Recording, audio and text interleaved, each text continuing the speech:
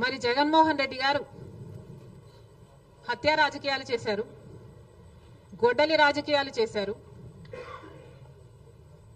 హత్య చేయించిన వాళ్ళతో భుజాలు రాసుకొని తిరిగారు, సొంత చెల్లెళ్ళకే వెన్నుపోటు పొడిచారు, 5 కోట్ల మంది ఆంధ్ర రాష్ట్ర ప్రజలకు బీజేపీ పార్టీకి ప్రత్యేక హోదాను తాకట్టు పెట్టారు. ఈరోజు జగన్మోహన్ రెడ్డి గారు ఢిల్లీలో ధర్నా చేస్తారా? ప్రత్యేక హోదా కోసం ఎందుకు చేయలేదండి ధర్నాలు?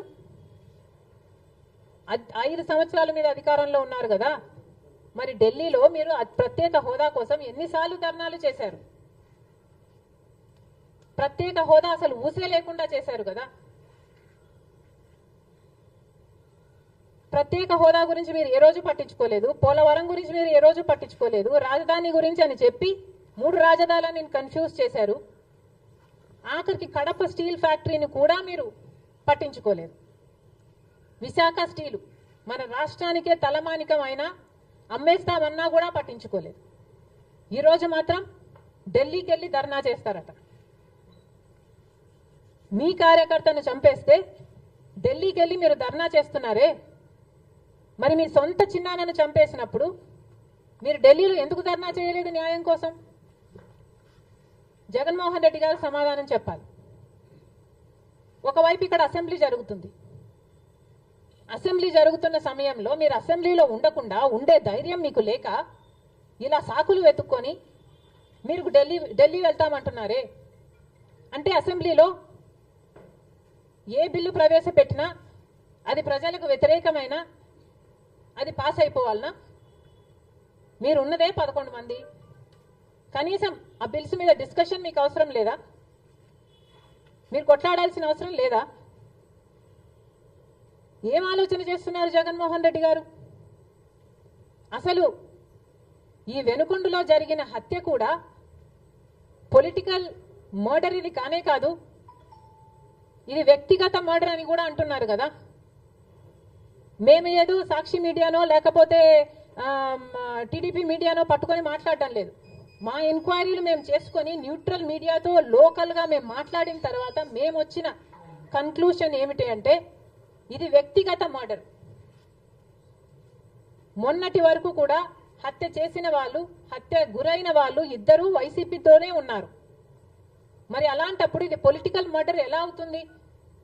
ఈ పొలిటికల్ మర్డర్ అని మీరు చెప్పి మీరు ఢిల్లీకి వెళ్ళి ధర్నా చేస్తున్నారా? దేనికి?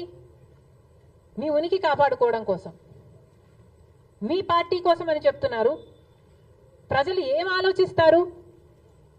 ఈరోజు వరదలు వస్తున్నాయి మన రాష్ట్రంలో, వారిని వెళ్ళి పరామర్శించాలని మీకు అనిపించలేదు. కానీ వ్యక్తిగత మర్డర్లో మీ పార్టీకి సంబంధించిన 2 కొట్టుకొని చచ్చిపోతే ఈరోజు మీరు ఢిల్లీకి వెళ్ళి ధర్నా చేస్తారా? ప్రజల కోసం మీరు ఎందుకు నిలబడలేదు? మీ పార్టీ వాళ్ళు ఓటేస్తే మీరు గెలిచారా? మీ పార్టీ వాళ్ళ కోసమే మీరు ముఖ్యమంత్రి అయ్యారా?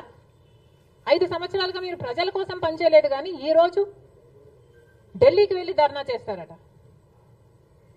సిగ్గుండాలి కదా.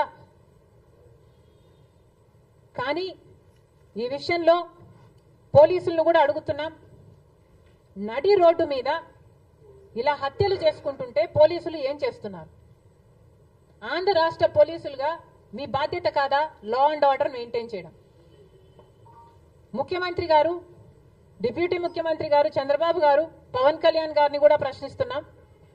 మీ హయాంలో నడి రోడ్డు మీద ఇలా మర్డర్లు జరిగితే మీరు బాధ్యులు కారా? మీకు ఆపాల్సిన బాధ్యత లేదా? లా అండ్ ఆర్డర్ ఉన్నట్టా చచ్చిపోయినట్టా మన రాష్ట్రంలో? మళ్ళీ చెప్తున్నాం, మీరు జోక్యం చేసుకోండి, ఇలాంటివి కాకుండా చూసుకోండి. పోలీసులు కూడా అప్రమత్తంగా ఉండాలి. ఈ లా అండ్ ఆర్డర్ సిచ్యువేషన్ ని కంట్రోల్ చేయాల్సిన బాధ్యత పోలీసులకు ఉంది, ముఖ్యమంత్రికి ఉంది, డిప్యూటీ చీఫ్ మినిస్టర్కి ఉంది. దయచేసి మళ్ళీ ఇలాంటివి జరగకుండా చూడండి.